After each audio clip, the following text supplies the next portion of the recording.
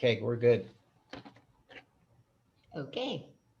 All right. Good afternoon and welcome to SCA Conversations. I'm Kathy Odell, CEO of Women's Economic Ventures and moderator for today's discussion group. I have been a member of the Sustainable Change Alliance for several years.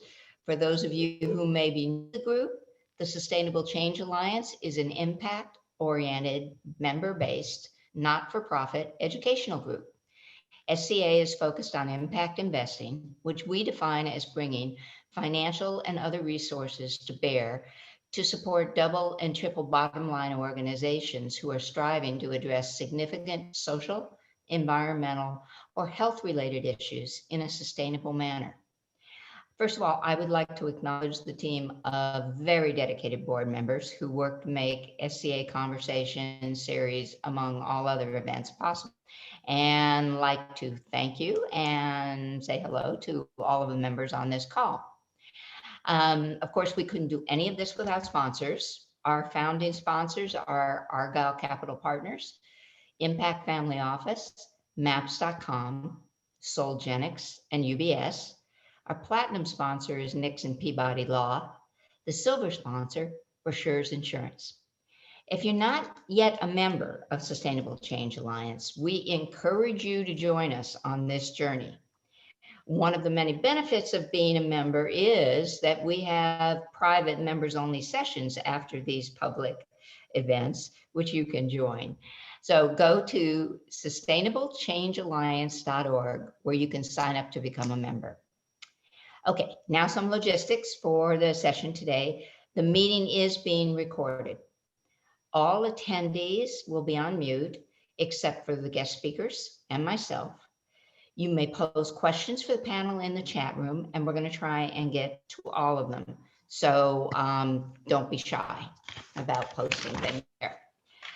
Okay, as I said, my day job is CEO of Women's Economic Ventures, aka WEAVE, a women's resource network providing business training, advisory services, and early stage funding to small businesses in Santa Barbara and Ventura counties. WEAVE is a designated SBA Women's Business Center and a community development financial organization. We've helped launch over 5,000 small businesses and loaned over 6.5 million in our communities. WEAVE's focus is on women, but we welcome people of all gender identities into our community and network. So today's about small business. When you say small business, it brings up a range of images. That's because SBA's official definition of small business is pretty broad.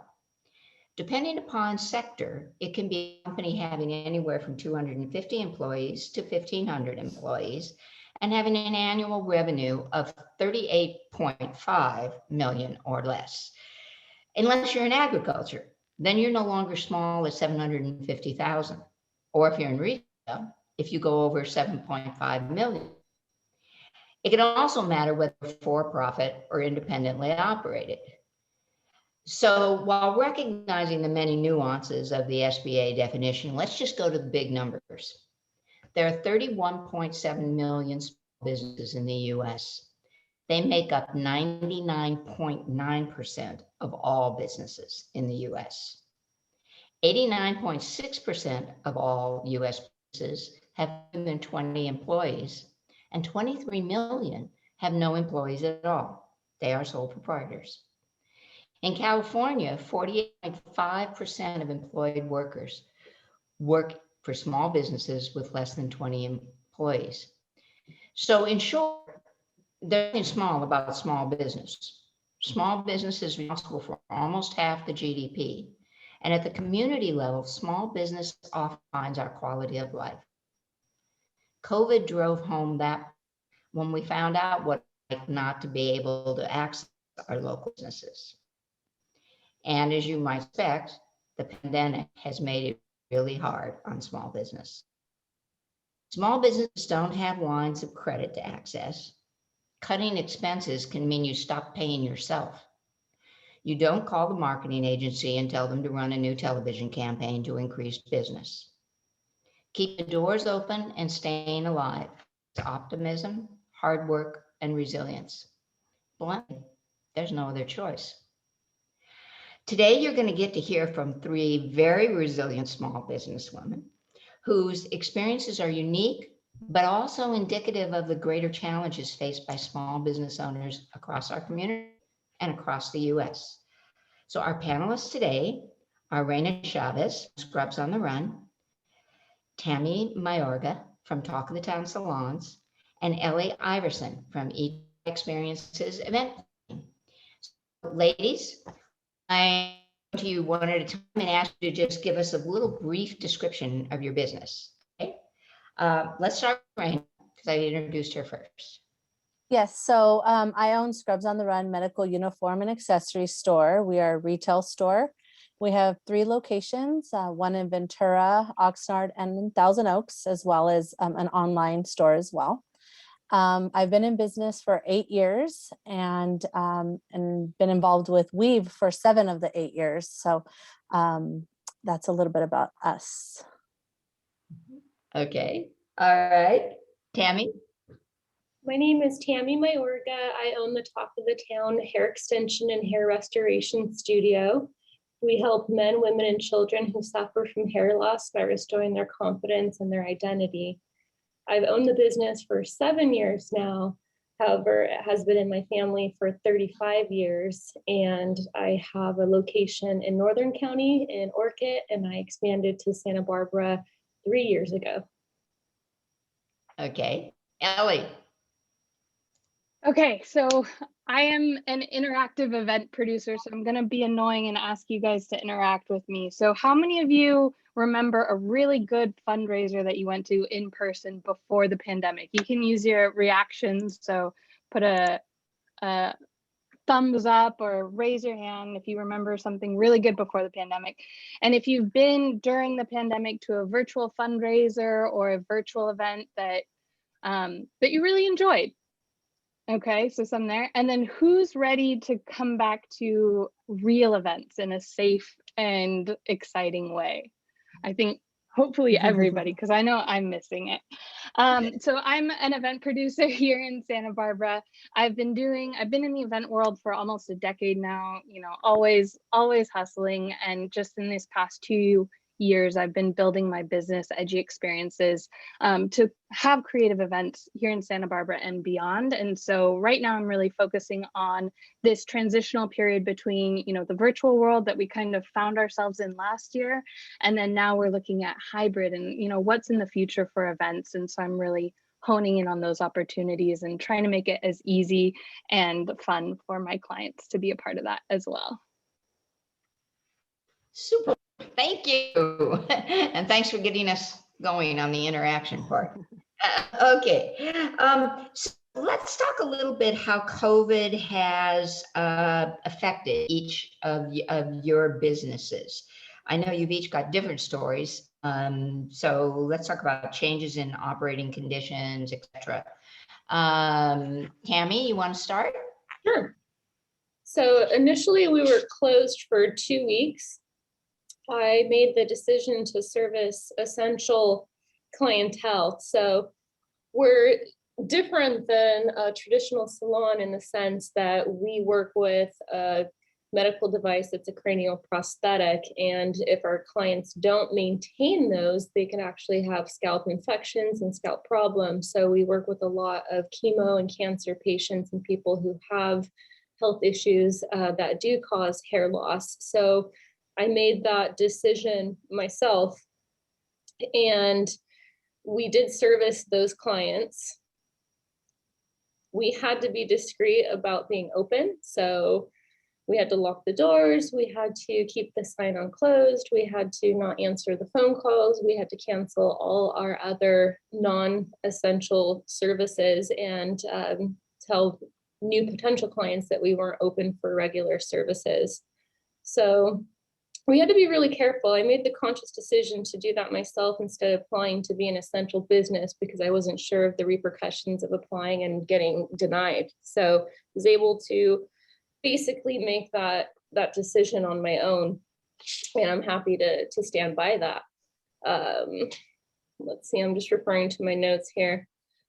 We, of course, followed all of the recommended COVID safety guidelines. I personally feel like being in a salon is one of the safest places you can be. We are trained extensively in sanitation, disinfection, and sterilization. That's primarily what the state board is. If you were to apply for a cosmetology license, it doesn't have as much to do with skills, but pretty much all safety measurements like sanitation.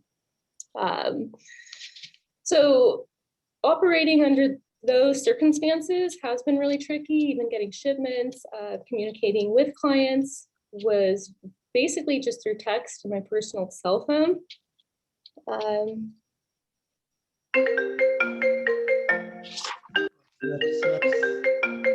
What the heck? As far as the challenges, we found that we were busier than ever after being shut down initially for 2 weeks because more people are experiencing hair loss from the stress associated with COVID. So the challenges were specifically not being able to hire because we didn't know, if technically we're going to keep getting shut down, opening, shut down, opening. So without having a clear plan of what the future holds before us, I found it really hard to make that decision. So basically I ended up working 6-7 days a week. And again, not sure when would be an appropriate time to hire. So that definitely put a lot of strain on myself personally.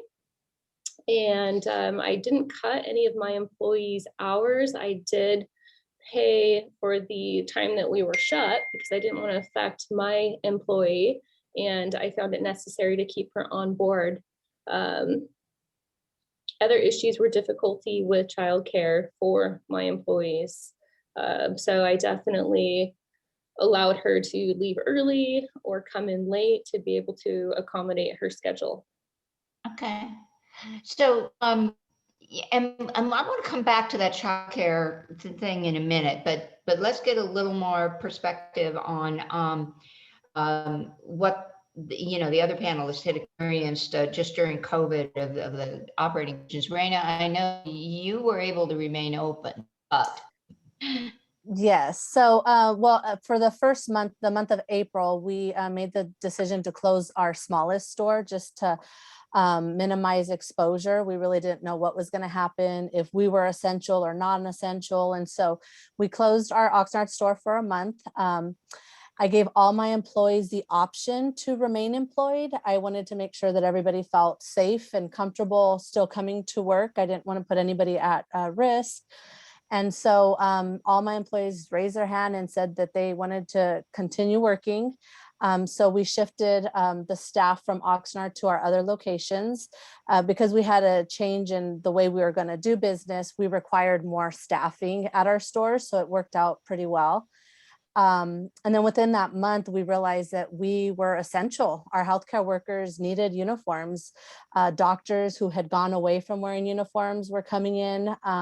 People who didn't have time to launder their uniforms were coming in. They needed extra sets. So then we opened Oxnard back up. We made some policy or store changes as far as obviously increased sanitation across the board. One thing that we did a little different than other retailers is we kept our fitting rooms open and just do not allow exchanges. So we thought it was safer to keep the clothing in our store, people try on, and then we have a quarantine rack, we call it, where we put the clothes that have been tried on for a 24-hour period, and then they go back onto the sales floor. So that's kind of how we have been working that, and that's been working very well because scrubs, people who haven't worn them, they all fit so different. And so we just thought it would be safer than receiving items back from people's cars or, that they've had in their possession for a while. So we did that. And then we also limited the number, we continue to limit the number of customers that we get into the store. So we close our door, we have a sign if we've met that limit. And then again, we're dealing with healthcare workers. Some of them are coming right after their shifts. So just really maintaining 6 feet from our customers as much as possible. And then we have our barriers also at our register area. So so a lot of different changes in the way we are conducting business, but it's been working fairly well. I know that in Oxnard, when we opened back up and we applied as an essential business, they were looking at us just as a retail outlet, and they wanted us to close our doors. And I made probably several calls that had to escalate a little more higher up to remain open. And then they finally were able to work with us and realize that we needed to be there for our healthcare community. So, yeah. Okay. Elly, you started to talk about changing. So, how did the business change for you? You made a real pivot.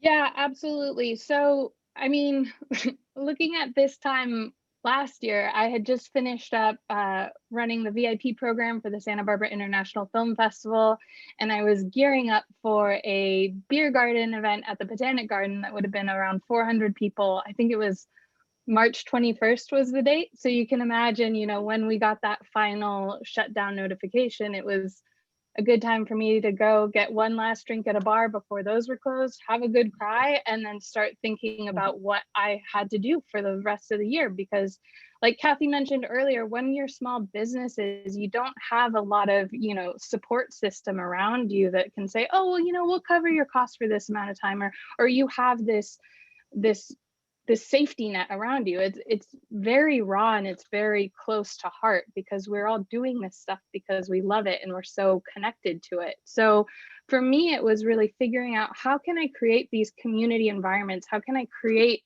that event idea, but virtually? And it was hard. You've seen it. Everybody's still struggling with this, even today with being on Zoom all the time. But I knew that there was a space there for creativity, and there was a space there to support my community of contractors and gig workers. I work a lot with the event world that is rentals, it's catering, it's bars, it's performers. And so right out the gate, I just started hosting in-house productions to help bring money to my creative community. So we did ticketed events where performers would come in and they would get a cut of the ticket price, and then slowly and gradually start working up my client base again, so that we could run events. And now it's on the virtual stage, but those fundraisers still need to happen. The team building still needs to happen. These public connections still need to happen. So I just started gradually building up that roster and working through that. Great. Okay. And we have one comment in the chat box about how we're going to transition back to reopening. And I'm sure Matt will get to that in just a minute. Also there's been a lot of attention paid to the amount of stimulus we're getting through PPP and EIDL and all of that. Did you take money from PPP, EIDL? Go in reverse order. Elly, did you?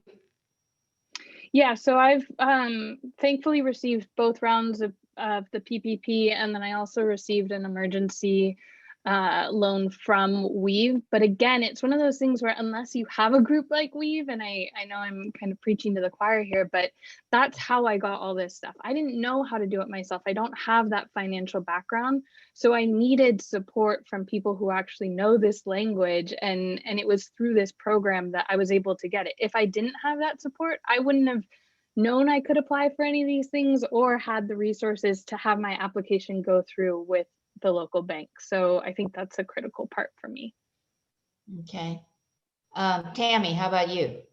We did actually. We received PPP loans in the amount of $12,000, and I secured an EIDL loan in the amount of $150,000. And I used most of the PPP for payroll expenses, lease expenses. I didn't spend most of the EIDL just because I wanted to use that as a safety net, because the truth is we don't know how long this is going to continue for. I don't see any definite end date in sight. So just to have the flexibility to be prepared for emergencies or slow periods makes me feel a lot more just in a good situation, more prepared. Okay. Do you think and I'm gonna ask Reyna the same question, do you think you're gonna need more funding, or do you think that taking down the EIDL and the PPP, that you're poised for what may come at you, and you're probably okay, or it looks like we have more rounds of funding coming. You want to participate in those? I did apply for a second draw PPP loan, and I also applied for a grant. I don't see myself securing more funding after that. I'm pretty comfortable where we're at, just seeing how the whole year played out and our numbers specifically. So we were down just 13%, and I think that's pretty good in a pandemic. So I figure if we survive a pandemic, we can survive anything. So no funding specifically related to COVID, but funding possibly for expanding. Okay. Reyna, how about you? Yes, so I received the quick response loan from Weave, the PPP loan and the EIDL loan as well, and also received the grant from Ventura County Community Foundation. And I've applied for 2 other additional grants. And again, in our industry, we've seen an increase in demand. So as far as if we would need more, possibly if it's available. Obviously grants will definitely continue to apply for, but otherwise I feel like it's been very helpful. Receiving capital as a small business has always been our biggest challenge. And so the fact that we were able to access this is what has really kept us open and alive. And so I really hope moving forward that this stays on the forefront of how important and crucial it is for small businesses to be able to have easier access to capital. So, yeah. A big topic, another one for a full hour conversation. Yes. It's your time is access to capital. Elly, how about what kind of capital did you take and what did you use it for? Yeah, so I mentioned I took the PPP and I got the quick response loan. I think it falls into what Reyna was saying, that if we can, it's so hard as a small business to get support regardless of if there's a pandemic happening or not, that I just think that that's something that's really critical to keep requesting, and that very much on the grant side versus the loan side. But I would even go further to say that as a female business owner, it's a lot easier to say, oh, I can pull everything together by my bootstraps and do this on my own and I don't need help. And maybe I'm just speaking for myself in that, but I'm trying to learn how to ask for help more and to be okay with that, because it is part of growing your business. Right. Yes. Okay, so what do you guys think your business is going to look like go forward? Do you think it's going to look like it was pre-pandemic or close to it, or is it like really taking on a different shape because of what we during COVID? Elly, go ahead. We got you up now. Hybrid. It's going to be a thing for events for a really long time, where yes, we want to be able to safely gather, but this digital element is very much going to be involved in what we see for the next, few years, however long. And I really think it's for the long run. But there's these elements of, we want people to be able to get together safely, but we also want this content to be able to be shared widely. I think that's one of the perks of these virtual events, is you can have people join from all over the world. And I think that's a really good thing, but we still want to have that in-person experience. So finding a middle ground is what I'm really focusing on right now. Okay. All right. Tammy, how's your business going to change, if at all? Well, I think it's definitely going to continue to grow. Our numbers are showing that just, as of the first of this year. So I'm confident that that's the case because, again, we are in a niche category. We're not just a regular salon. And where we're situated, there's not really a whole lot of competition professionally. And we've partnered with one of the best hair loss solutions in the world. And we actually own the exclusive license for Santa Barbara County. And we're the only ones in Southern California. So even with COVID, I'm getting more interest from people from all over. And we've been shipping product out of state. We've been doing virtual consultations. We've even had clients from other studios who can't contact the studio because they weren't open. So I feel like we have been busier than ever. And I do think we'll definitely modify after the pandemic. I think we're going to keep the same safety precautions with all the disposable gloves, towels, and just have a higher standard of safety, keeping the door locked to limit capacity. I really don't see that changing specifically. And I think when I can hire, we're going to grow even more because we'll have, more help. We'll have more of a team to be able to help more people. Okay. Reyna. And for us, I think retail will, resume as usual. However, in our industry specifically, I think we're going to see an increased demand. Like I had mentioned, a lot of people went away from wearing scrubs, and that's really the whole purpose of them, is that barrier, that protection. And so now we're seeing people back in them that, went away from them. And once you wear them, you don't want to wear anything else. They're so fashionable and so comfortable. So I really think that we'll probably continue to see an increase in demand in our industry. Okay. And of course, I think some of the stuff that we've implemented, like the sanitizing, I don't think that's going to go away. I think that we all realize that that's an important procedure, and that most retailers will probably keep a lot of that. So, okay.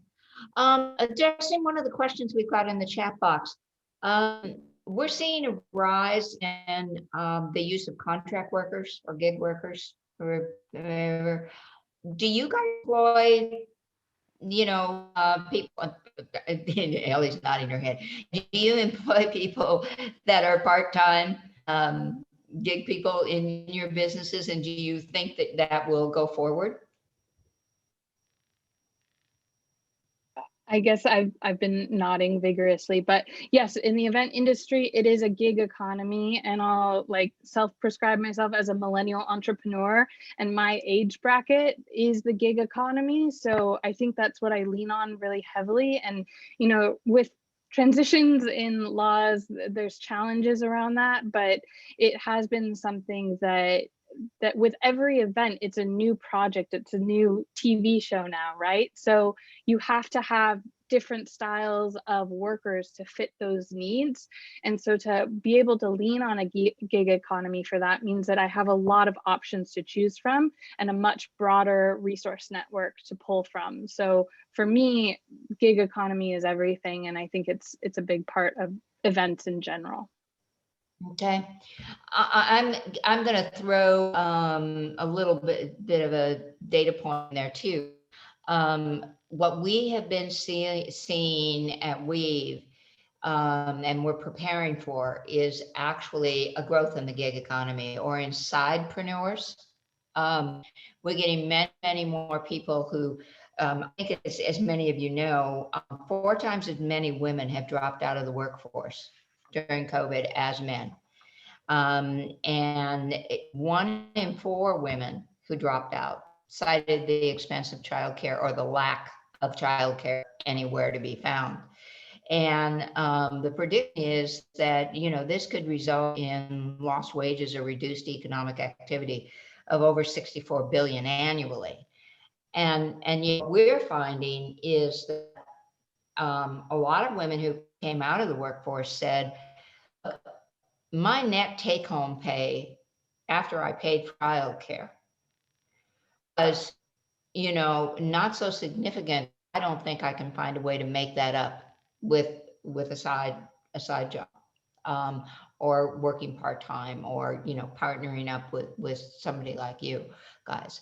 And Tammy, you want to comment on how childcare may have affected, your employees, and he doesn't have any employees exactly. So, how did that affect you and your employees, and how do you see this going forward, with new ability to potentially do more work from home? Well, our type of business is not something we could really accomplish full time at home, but with childcare, it definitely presented challenges with, my employee being able to come to work, because there were times where it's not that she didn't have childcare, it's that, someone may have been exposed to COVID, and then, she had to get tested before she can bring her child back. So, having to reschedule clients, constantly due to that. And I believe there were a few days where she couldn't take her children to daycare. So we just had to cancel her appointments for the day or have me see her clients. So unfortunately, that is a big challenge that has been presented due to COVID. And I don't really see a lot of options available unless there's a big support network of family, grandparents, parents. But, even then, it's difficult with the challenges of school. Not everyone is tech savvy or able to help children with their classes via Zoom or via virtually. So I do see that continuing to be an issue until we have more support and more help with childcare. Reyna, I know you have some personal stories on that. Yeah, so I personally have three children, a 13-year-old, a 10-year-old, and a 2-year-old. And so I work 95% of the time from home. My middle son is special needs, and so he cannot go to a daycare setting. And since he's not in school full time anymore because of the pandemic, I'm having to stay home with him and the other 2 children as well. And childcare is really hard to come by. You can't really find very many daycare settings open or available. They're full, so that's been challenging.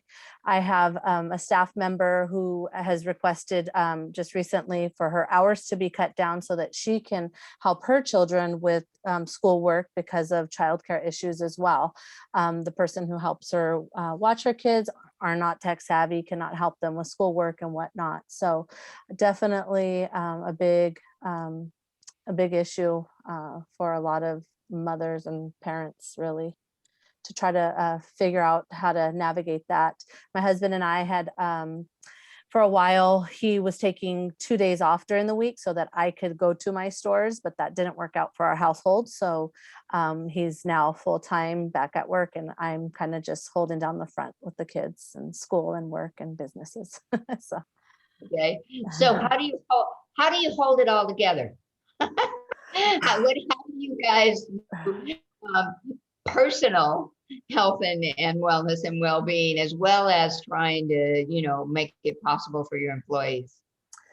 My biggest secret is having wonderful, wonderful staff. I have great management at my stores that, really help me tremendously. So that's huge, just having the right people in the right places in the business. And then just really prioritizing. I mean, I'm not one to let things go, but if you came to my house today, you'd see laundry baskets in my hallway. So just prioritizing what's important, using the notes on my phone and scheduling even time to do laundry into my day on my calendar, on my phone. So just really juggling it and just prioritizing what comes first and what's most important, really. And running on the treadmill at night when everyone's sleeping, that really helps as well. So. I knew to encourage me. I'm not good at that. Okay. Tammy, you have anything to add to that one? Well, I would say praying, meditating, just learning to be flexible and accepting that I'm doing my best and I can't control everything. So it's a day-to-day basis, but especially taking care of my health, because I do a lot of the business behind my chair myself. And, you know, like I mentioned, having to work more because we were short staffed, put a lot of strain on me physically, emotionally, mentally, with the stress and everything that goes along with the uncertainty of the pandemic. So I got a Peloton, and, you know, I've been using that. I think exercise for me has been a very essential outlet in just getting those endorphins, being just mentally in a good state, and working on my health and making sure that I'm doing so I continue to work and get through this pandemic. Okay. Yeah, I think we're lucky being in Santa Barbara because we can be outside like that. I just count that blessing a lot. But also having conversations with other business owners, especially other women business owners that are going through similar things, and being like, oh, do you feel like you've been messing up? Do you feel the same stresses that I feel? Because I feel like I'm losing my mind sometimes, but it is kind of nice that everybody's feeling this together. So you can kind of have that admission of not being at 100%, and most people are in the same space. So I think the pandemic has taught me and people around me to just be a little bit more accepting and kind to each other in that space. So Matt Riley threw us a softball question that I'm going to use. Thank you, Matt. He said, what's the importance of mentors in making through COVID? What I'm going to, because you know, it is softball. What are the importance of mentors in helping you as small business women to succeed? What could our community potentially do better to help support you and to bring us all together? So mentors, community, what? Yeah, I'll go on that one. So I'm in the Thrive program through Weave. So I have a business coach who I meet with actually since the pandemic started. It used to be once a month, but now it's been twice a month. And, you know, whatever is going on in your personal life affects your business life. And so I am thinking that most of our meetings, you know, since the pandemic started, has been a lot of counseling, a lot of talking about personal issues that are going on, things at home, and just getting through those things so that I can focus on things for my business. And so it's been crucial. I cannot imagine doing business without my business coach. She is amazing and just really helps keep me focused, shakes me up when I need to be shaken up, keeps me on track, and doesn't give me too much slack. So it really pushes me to keep moving forward, keep reaching those goals. She keeps me accountable. And so it's crucial. I don't know how I would have ever gotten through this time without having somebody like her in my life. So it's been a huge part of it. Yeah, that's same with me. I've got Jeff is my Thrive coach, and similarly, just keeping that pressure on to keep doing things and to keep asking for things and to value my worth in this space. It's, you know, it's easy to say, oh, I'm new. I've just started doing virtual events. Well, everyone has just started doing virtual events pretty much. So just having that pressure. And I liked Linda's question in the chat about how do you create that supportive community with so little time? Like, yeah, that's kind of seems impossible, but I think what I realized, especially this year, is before I would go and work 7 days a week and just think, oh, I'm being so productive because I'm working so much. But now I'm still working quite a bit, but I'm realizing that I'm actually much more productive if I take that time to have community support than if I don't. So it's almost like this is worth me taking 2 hours of a day to talk with a group as opposed to just keeping on and keeping on. Yeah. Tammy, you're nodding. You have anything specific? One of the things I want to make the group aware of is this is something that we've seen that's really important, that the feedback that was given to us at the beginning of the pandemic is sort of reinforcing something that Weave has always felt and known, is that really what we're doing is creating. I mean, we've learned during the pandemic how much we rely on our community. Again, the first time you went to that business you always went to, and you couldn't utilize their services because the doors were closed. You started realizing, no, the community does have to buy local and does have to keep supporting up. We have, we've launched several new community events, and I'm hoping a couple of you, started attending them. Strong Women, Strong Coffee, our meetups to connect the entrepreneurs together. But this is something that we can always use more community support on. We have a volunteer network because each of these women business owners will have specific problems at a certain time, maybe a marketing issue, maybe a finance issue, maybe whatever is a little beyond the scope of our businesses, Elly and Reyna were talking about. And Tammy, I don't know if you have a business coaching in Thrive, but we try to keep our generalists going on all the day-to-day stuff, the month stuff, and have specialists like you guys who are on the call, who might want to come in and give a couple of hours of your time to coach, some of the businesses. So, just dial us up or call us at line. We're happy to welcome the community. Amy asked another question that was one of the ones it was our bonus question, but we can actually get to it now. I'm going to expand on it a little bit. Amy, is before the restrictions were listed, I asked the question of the panelists, if you could speak on Newsom, what would you say?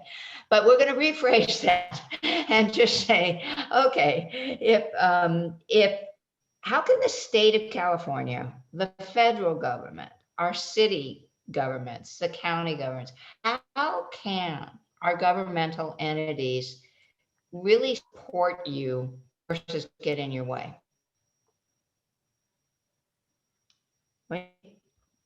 What do you think you need if you tell them, look, I really need to have you do this? Tammy, you had something before.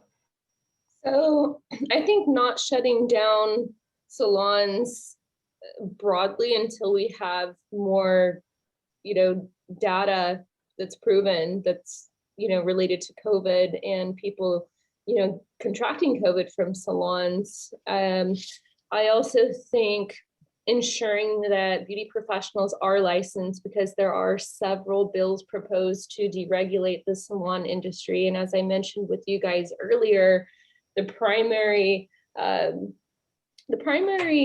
focus in beauty school and licensing is disinfecting, sanitation, and sterilization. So that's keeping the public safe. That's our responsibility, and we do that safely indoors. Outdoors, we can't control the environment. There's a lot of other issues that causes. So I think definitely making sure that there are those licensing regulations in place to keep the public safe, to just spread awareness and make sure that we are able to provide a safe environment. And I think also if we can somehow restrict the process of the SBA loans to ensure that they are in fact going to small businesses and not, corporations that are larger that aren't technically classified as a small business. I think we can help a lot more people, a lot more small businesses with, some of these amounts that are going to these huge corporations, which may or may not need it as much as a small business. Okay. Anybody else have a comment on that? Reyna, I know you said something about guidelines, better guidelines. I think that was for Elly. She had mentioned the guidelines being given. Yeah, I would just say just keeping the access to capital for small businesses on the forefront, the importance of it, and just continuing if they can continue to focus on that to help all of the existing small businesses. And when all these mothers that are deciding to stay home or having to stay home, they're going to start creating things from home, and maybe a lot more small businesses will come from this, right? So they're going to need the access to capital to move forward with whatever they're creating while being stuck at home with their children. So just access to capital for small businesses is a big piece for me. Yeah, so going on to guidelines, being in the event industry, we're desperate for guidelines. We want to have safe events, but it's just been shut down, you know, except for sports, which things can be said about that. But I think it really is something where, like restaurants, like retail, like these small business brick and mortars, we can do events well if we're given the right guidelines and the right, you know, safety nets to work in. But what we're seeing right now is these super spreaders that are coming from private events that don't have those guidelines in place and are just trying to do it, you know, under the cuff. And so with the event world, we're really looking for guidelines, and then just specifically looking at the city of Santa Barbara. So I was very fortunate to be picked by Nina Johnson to run the City of Santa Barbara Experiment Weekend 2 years ago, if any of you saw that or were able to experience it. And that was testing out what it would be like to have a pedestrian-only space in downtown Santa Barbara. And it was fantastic. And, you know, we had such great press and accolades around that. But the challenge was it was, sorry, we don't have the funds to hire an event coordinator or a producer to put these things on. Similar with the design charrette that just happened last year, it's all volunteer work. So I need, as an event producer who has a lot of skill sets in these arenas, to be able to be paid for what I'm doing and for the expertise that I bring into these spaces. Oh, okay. Look, I'm just looking back over some of the things that we had talked about potentially covering, and making sure that I've gotten everything in the chat box. If you knew back on March 1st, 2020, what the next 12 months were going to look like, what plans would you have made? What would you have done differently? Anyone? Okay, Tammy.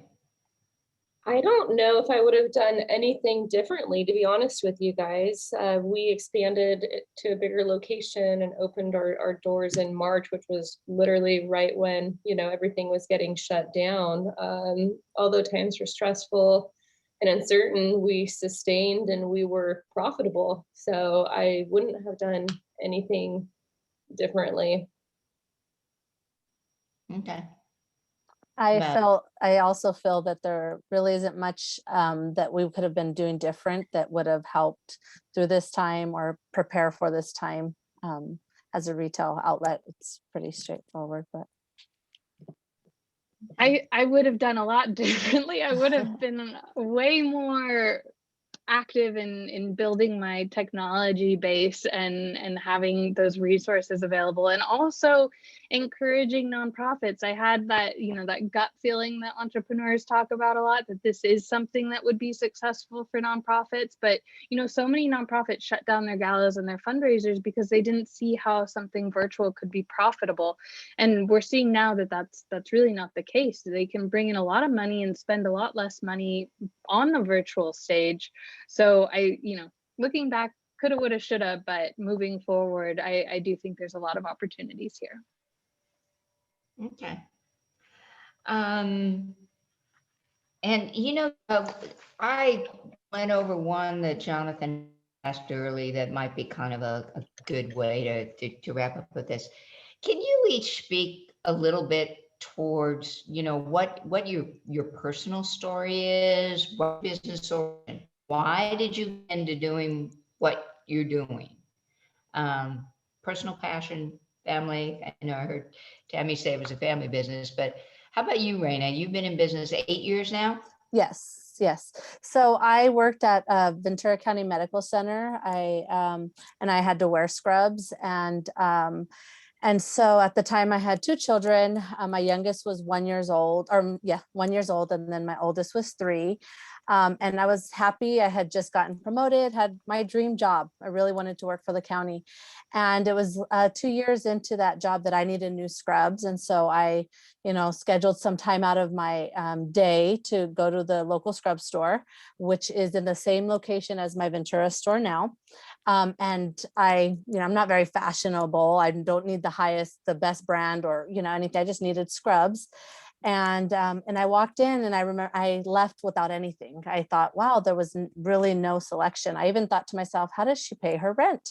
So then the following week, I scheduled out some more time to go to another store. And the owner was very rude to me. My son was with me, who was just potty trained. She wouldn't let him use the restroom.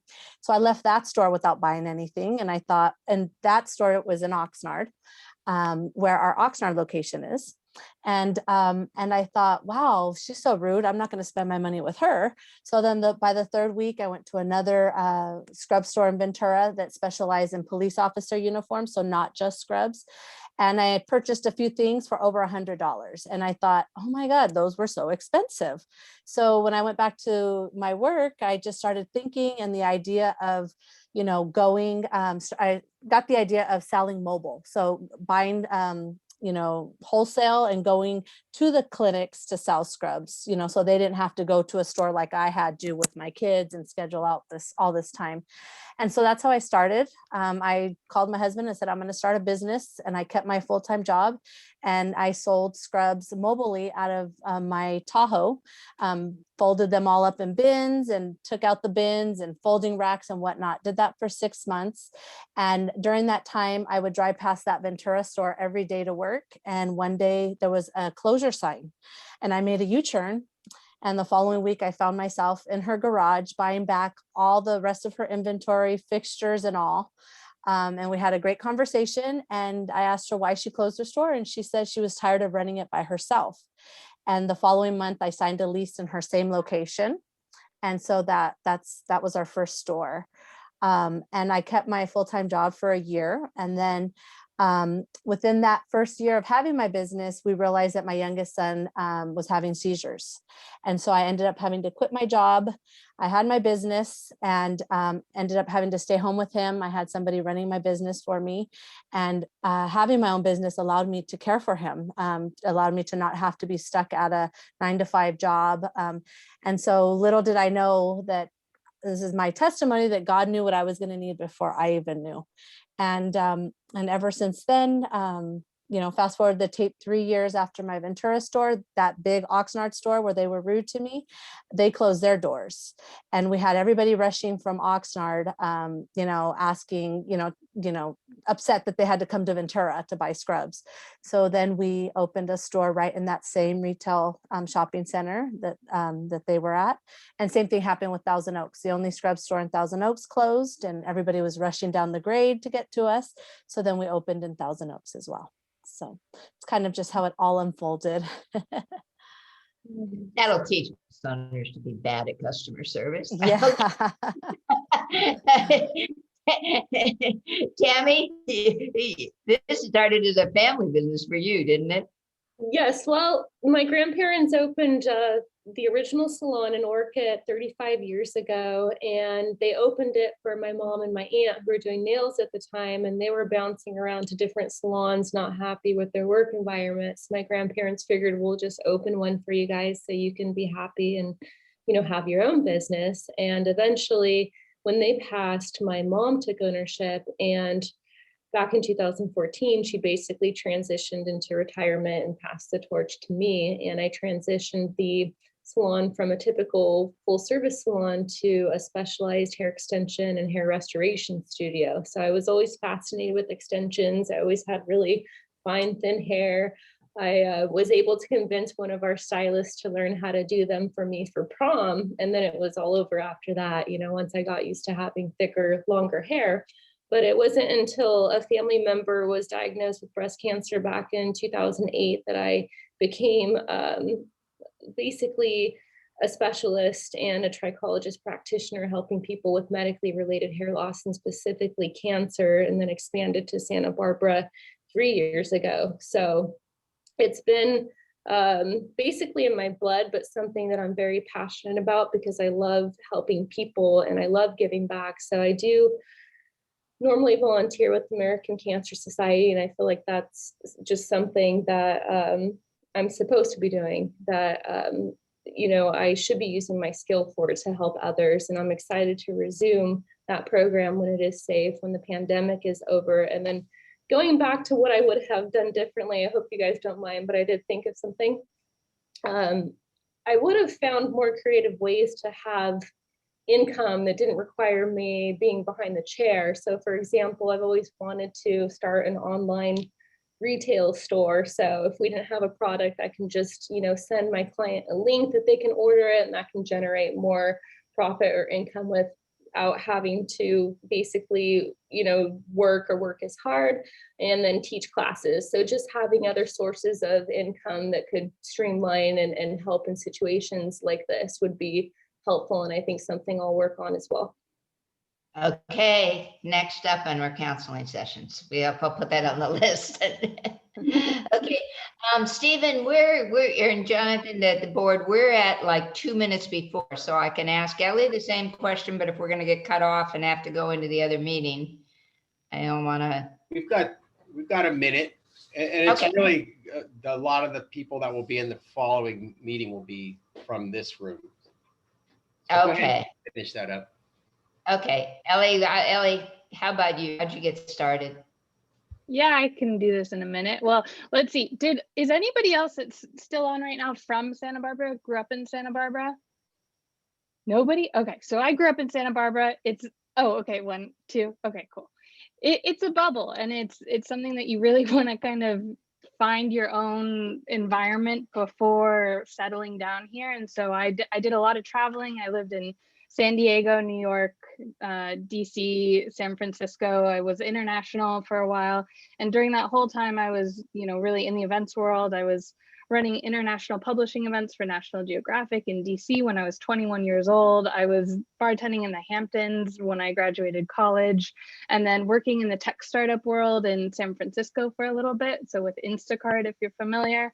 And then trying to figure out what I wanted to do. And it brought me back to Santa Barbara, and I was able to start the events program at Moxie, which gave me a really good platform for doing really weird, crazy stuff in Santa Barbara, which you don't see very often.